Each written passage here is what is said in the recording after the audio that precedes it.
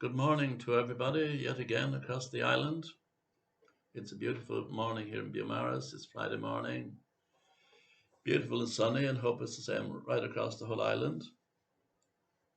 Um, Greetings to everybody.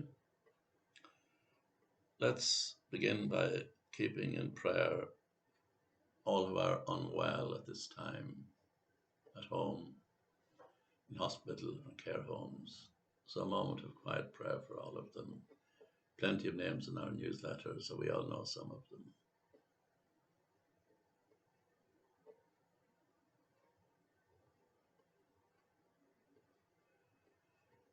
Also, we keep in prayer all who have died, those who died recently, anniversaries at this time as well. Let us also give thanks to the people who keep us in touch across the island through newsletters, the internet, Zoom.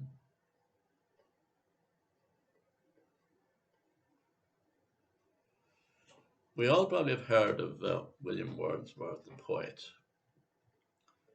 I wandered lonely as a cloud in a host of daffodils.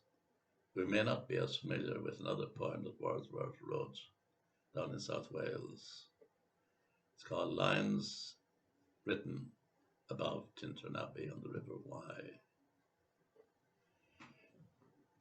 It starts out saying, 5 years have passed, 5 summers with the length of 5 long winters.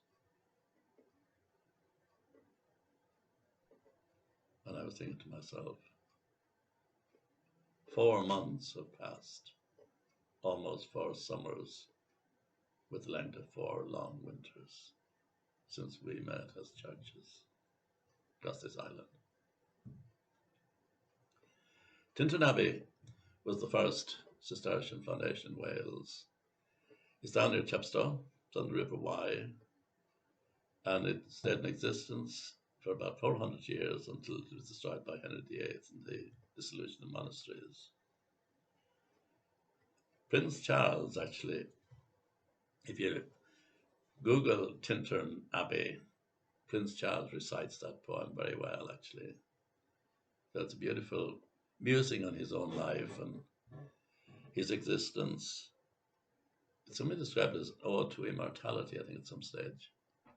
But it's a beautiful poem and worth reading. So just type in Tintern Abbey and you'll find it there. So I said, thank God for the internet, thank God for Zoom.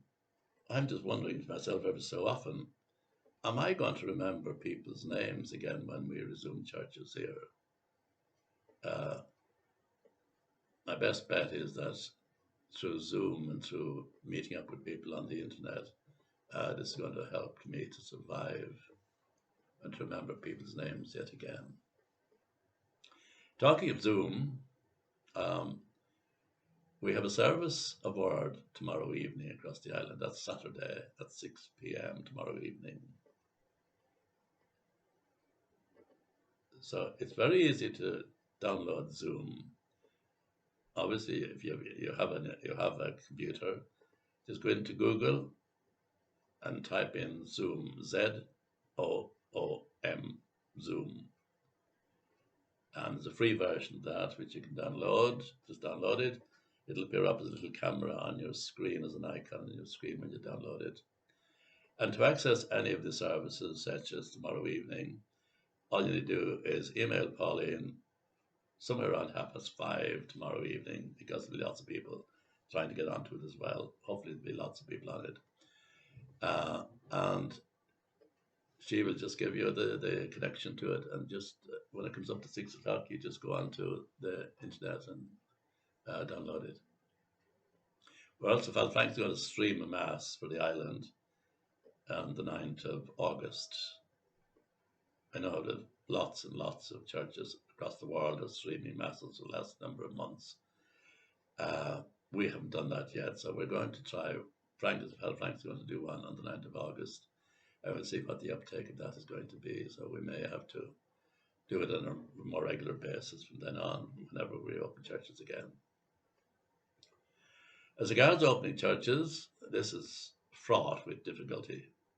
Fraught with difficulty. Bishop Peter has to sanction the opening of church at the moment for private prayer. But this makes awful serious demands on people as regards opening churches, cleaning churches before anybody can come in, cleaning churches after people have left, stewarding, signage, keeping safe distance. People mustn't touch anything. So opening for masses is going to be even a further headache because, especially in the island here, where so many visitors are going to be here during the summer, we'll just have to see what happens to that. So it's up in the air a bit, really, and we'll just have to wait and see what happens. We're concluding chapter 13 of Matthew's Gospel this Sunday. It'll be the third Sunday we've had this chapter, all about the parables in chapter 13 of Matthew's Gospel. These are found nowhere else in the other Gospels.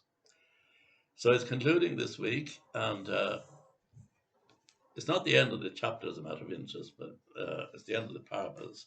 Because at the end of this, Jesus goes home to Nazareth, and the people are amazed at this man.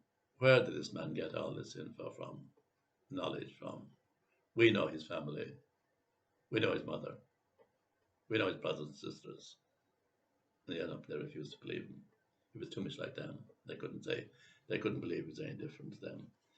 So a little prayer in conclusion, in connection with this Sunday's liturgy of the word. Lord, we thank you for prayer time in our families. Our lives together are like a great dragnet, bringing in a haul of all kinds, good and bad experiences, problems that need to be sorted out, and others that seem important at the time. But eventually we realize that they're of no importance at all. Our prayer time is when we put things into perspective, like fishermen at the end of the day, sitting down and collecting the good fish in a basket and throwing away those that are of no use. See you all soon. God bless. Keep well. Learn Zoom. Thank you. Bye.